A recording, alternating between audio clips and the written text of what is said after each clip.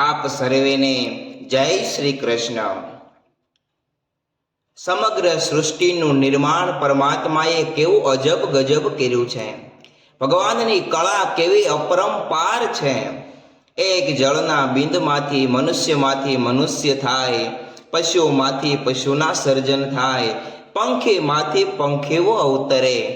એવી ભગવાનની કળાનો મહિમા કેવો છે, કેવી એમની અજબ કળા છે એ વર્ણવતા ભગત બાપુ કવિ કાગ પોતાની વાણીમાં લખે છે।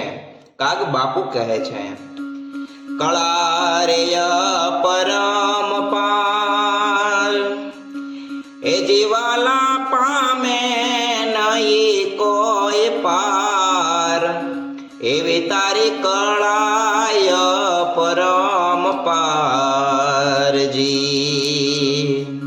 કળા રે પરમપાર, એનો કોઈ પામે નહીં રે પાર।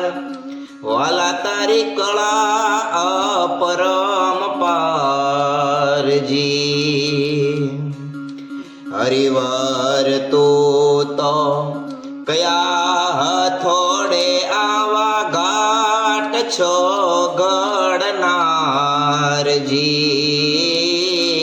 હરિવર તું તો ક્યા હથોડે આવા ઘાટ ને ઘડનારજી। બાળકમાં પ્રભુ માત પિતાની વાલા, બાળકમાં પ્રભુ માત પિતાની ક્યાંથી આવે અણસાર। એવી તારી કળા અપરંપારજી।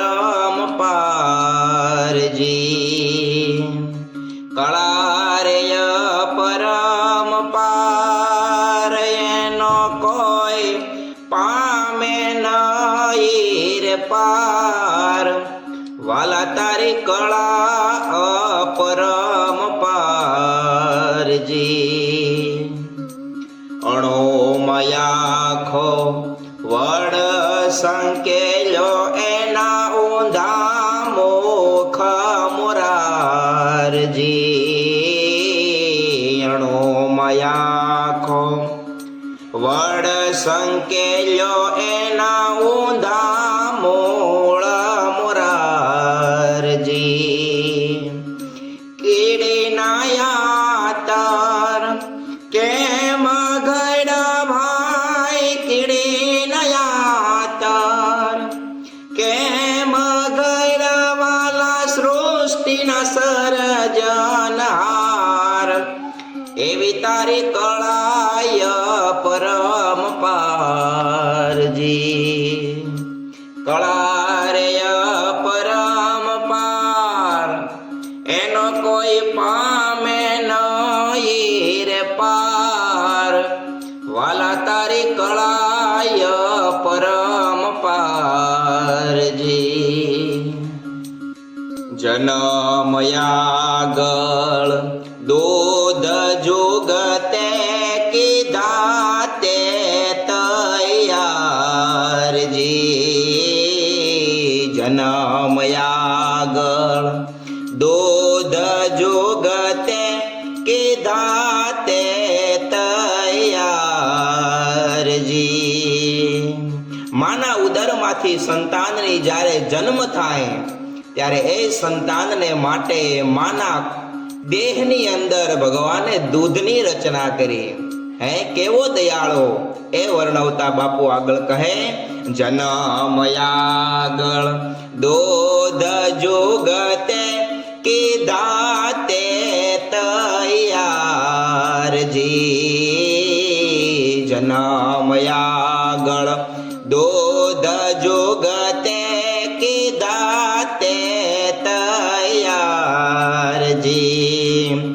મોરના ઈંડામાં રંગ રે મોહન, મોરના ઈંડામાં રંગ રે મોહન, કેમ ભરા કીર્તાર।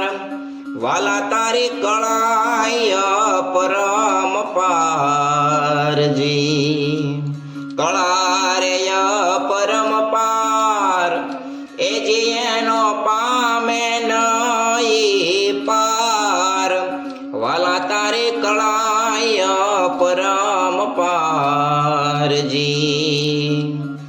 કોણ કલ્પે કોણ બોલે હાને ના કેનારજી કોણ કલ્પે કોણ બોલે હાને ના કહેનારજી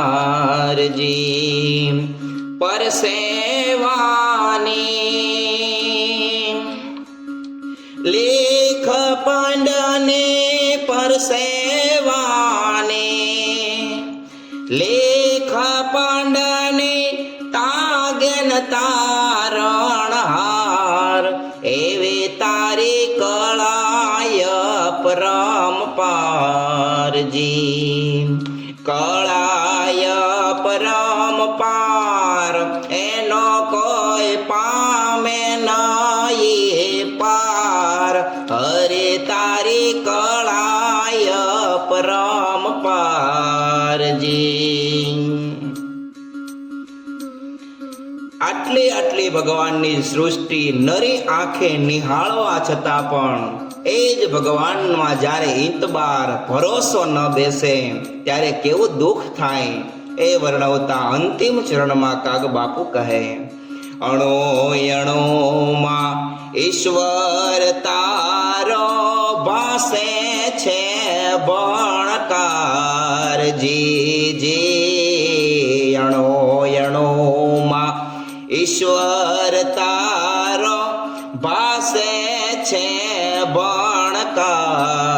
ભણકારજી કાગ કહે રે કઠણાય કેવી કાગ કહે રે કઠણાય કેવી આવે નહીં ઇતબાર એવી તારી કળા પરમ પારજી કળા રે પરમ પાર વાલા એનો પામે નહીં કોઈ પાર હરી તારી કળાય પરમ પારજી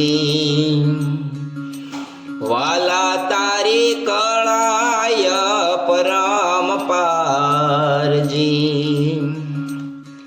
હરે તારી કળા પરમ પારજી